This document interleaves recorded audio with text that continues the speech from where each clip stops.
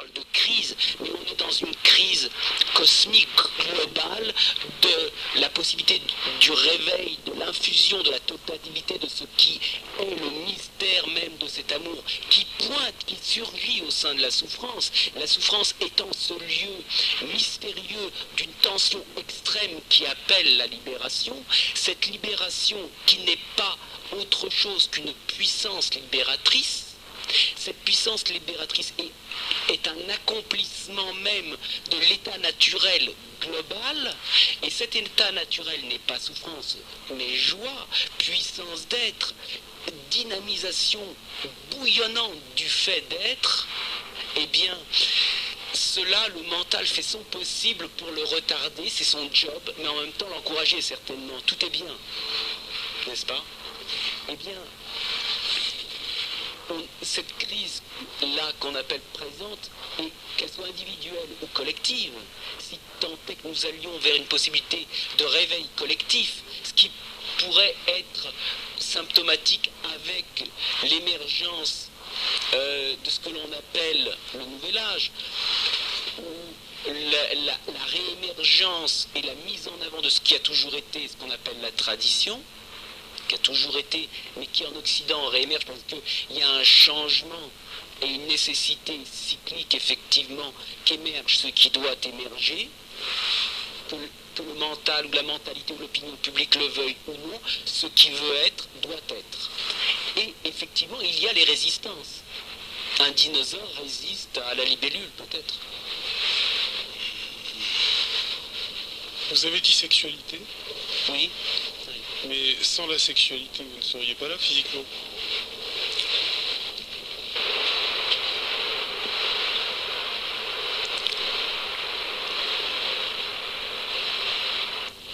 Je n'engendrerai que ce que je suis en esprit. En fait, il n'y a jamais eu de sexualité. C'est une illusion. Mais les corps physiques qui se promènent autour de nous, que nous croisons tous les jours, ils ne sont pas nés de la sexualité. Ne sont pas nés de la sexualité. Oui, c'est tout faux. C'est une création naturelle, donc la nature existe. C'est tout faux. C'est-à-dire que la certitude que vous émettez, elle est certaine pour vous, pas pour moi. Pourquoi? Je ne répondrai pas. Parce que je trouve ça assez important qu'à l'heure présente où on a beaucoup de certitudes, et combien même sur la sexualité ou la nourriture et tout ça, mais c'est pas vrai ça. C'est pas vrai que je suis né de la sexualité. C'est pas vrai. Et pourtant c'est vrai. Pourtant c'est vrai. Pourquoi là je joue? Pour laisser la part d'un surgissement, d'une authentique éventuelle question qui peut surgir dans le fait que je ne réponds pas. Non pas parce que je n'ai pas la réponse, non pas parce que je ne veux pas la donner, ou non pas parce que je l'ai ou que je ne l'aurai pas, mais que si éventuellement mon propos peut éveiller un choc salutaire de questionnement, alors autant laisser la dynamisation de la question s'opérer et vous travaillez le cerveau ou vous travaillez les parties en question. Donc la sexualité n'est pas et la nourriture non plus. Qu'est-ce qui reste? Mais vous savez, enfin, c'est pas, non, on enlève, il n'y a pas de vous savez. Je découvre à chaque instant que ce qui me nourrit, c'est ce que je suis. Il faut déjà dans un premier temps distinguer le fait qu'on puisse avoir besoin de se nourrir biologiquement du fait qu'on a besoin d'être nourri spirituellement, en esprit. Et la psychologie, c'est la nourriture du pauvre en esprit. Je veux dire par là, la psychologie, c'est vouloir se nourrir des impressions, des opinions, des croyances, de toutes ces pensées-là. L'homme est constamment en train de se nourrir d'impressions émotionnelles, sexuelles, tout ça pour nourrir sa réalité psychologique, ce moi-je, cette personnalité qui a besoin de représentation et d'énergie, c'est-à-dire autrui, pour le vampiriser. Bien souvent, les êtres humains ont des problèmes parce qu'ils se vampirisent les uns les autres. Parce que, en fait, tous les êtres humains, quand ils se rencontrent dans un espace, c'est une possibilité de nourriture. Avec les objets, entre les êtres humains sont comme des prédateurs avec des prédatés. Ils veulent se manger les uns les autres. Et personne ne veut être mangé, et tout le monde veut manger. Donc c'est la guerre psychologiquement. Biologiquement, évidemment, ça suit, et on se nourrit à l'extérieur de pain, de vin, de boursin, de cacahuètes, de chocolat, de blinis, de toutes ces choses-là qui ont jusqu'à un certain point dans le jeu évolutif leur place. Mais il y a autre chose qui a toujours été, qui est et qui sera, c'est que l'espèce humaine et les êtres, les mystiques ou les saints ou les sages ont été ces pionniers, ou ils le sont toujours, peut-être encore, qui indique qu'il y a une autre forme de substance et une autre façon de se substanter, de se sustenter. Et cela est quelque chose de complètement interne, inhérent à une réalité interne qui n'est pas psychologique, c'est-à-dire je n'ai pas besoin de livres pour savoir qui je suis. La connaissance se révèle par nécessité. Le savoir, c'est pas ça qui va répondre à la question qui suis-je. Déjà, faut-il encore se la poser? C'est un casse-tête extraordinairement puissant. Qui est-je? Bon. Alors, vous pourrez lire tous les livres que vous voulez, écouter tous les sages que vous voulez. Si vous ne vous posez pas vraiment vous-même la question, vous allez effectivement répéter comme un perroquet ce qu'a dit X ou Y. Et ça ne vous amènera qu'à vous donner un mal de tête, et c'est très bien. Ensuite, au sein de votre cœur, vous avez des émotions, vous avez besoin d'être aimé ou d'aimer, ou de haïr, ou d'être haï. Tout ça, c'est le jeu de pile ou face, une face et une autre, qui est l'expression de la dualité au sein des émotions. Les émotions, c'est quelque chose qui est lié à la pensée, qui n'est pas pour moi naturel. On est dans la dualité. Pareil pour le désir sexuel, c'est parce qu'on est en manque d'énergie dynamique et vitale, qu'on va avoir besoin d'une compagne ou d'un compagnon pour capter ces énergies. Parce qu'on n'est pas capable de se nourrir à l'intérieur, d'avoir, je dirais en quelque sorte, une sexualité verticale. N'est-ce pas?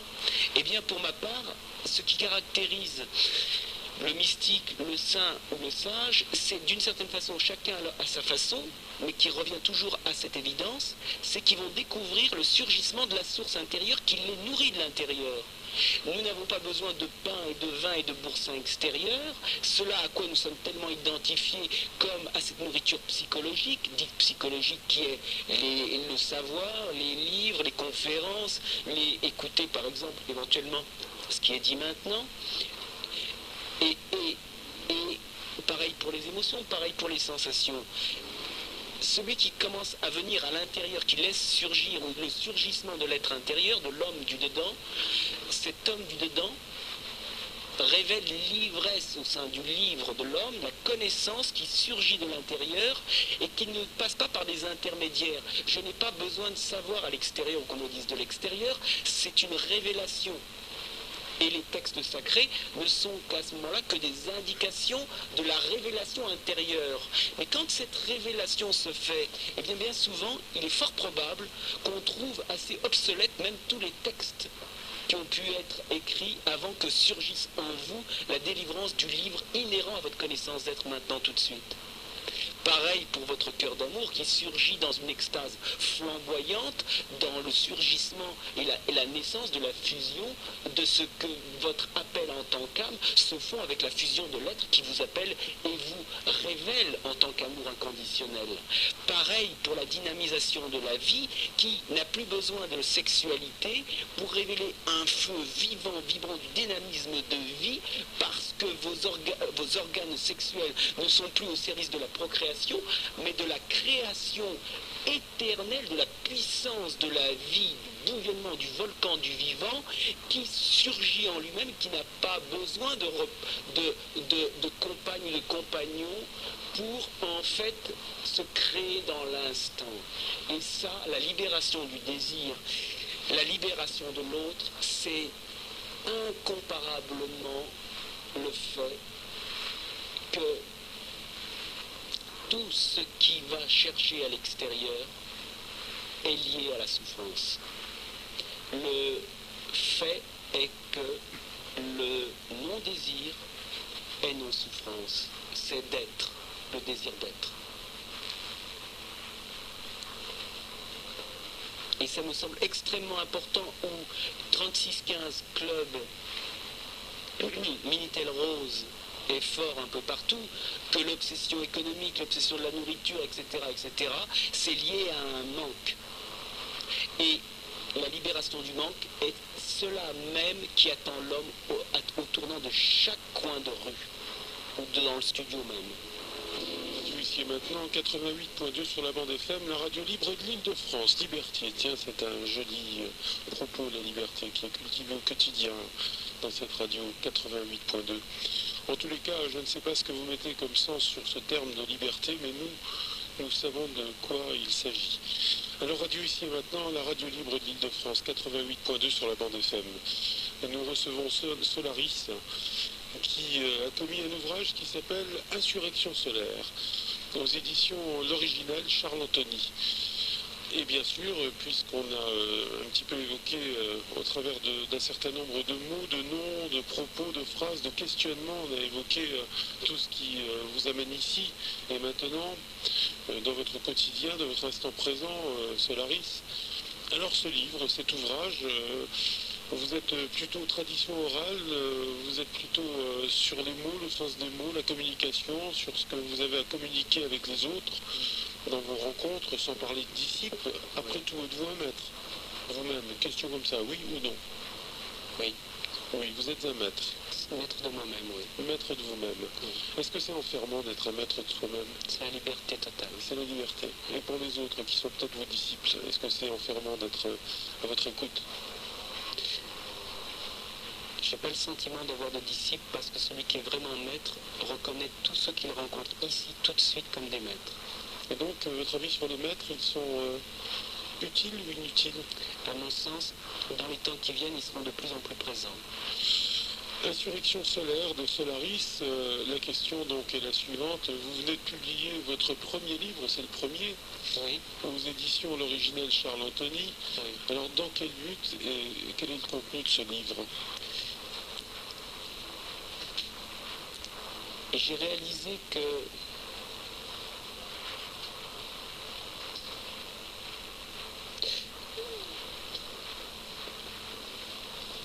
le livre, c'est cela même qui court partout en Occident sur des étagères, et que beaucoup de livres participent à nous casser la tête, à faire surgir des mots et toujours encore des mots par rapport à des mots. Un livre, comme toute chose, c'est autant de choses qui nous fatiguent. Autant de choses qui nous fatiguent et qui permettent d'être fatigué, de ressentir la fatigue. Ce livre, pourquoi il a été commis?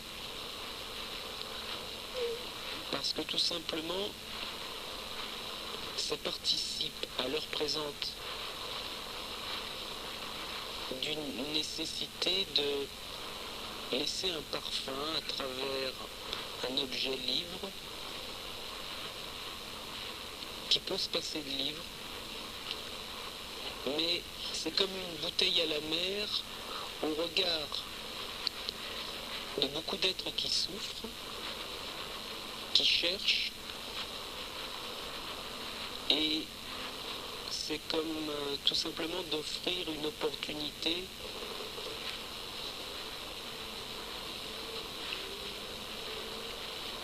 d'offrir un chant qui est en lui-même inimitable et qui a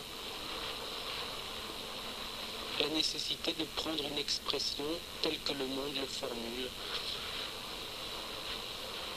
Il m'est arrivé de faire des cassettes de chansons ou de poésie que je donne ou que je ne vends pas. Et là, si j'avais eu les moyens, j'aurais fait un livre que j'aurais donné et non pas vendu. J'insiste là-dessus pour ma part. Pour moi, ce qui m'anime, c'est la gratuité. Je n'ai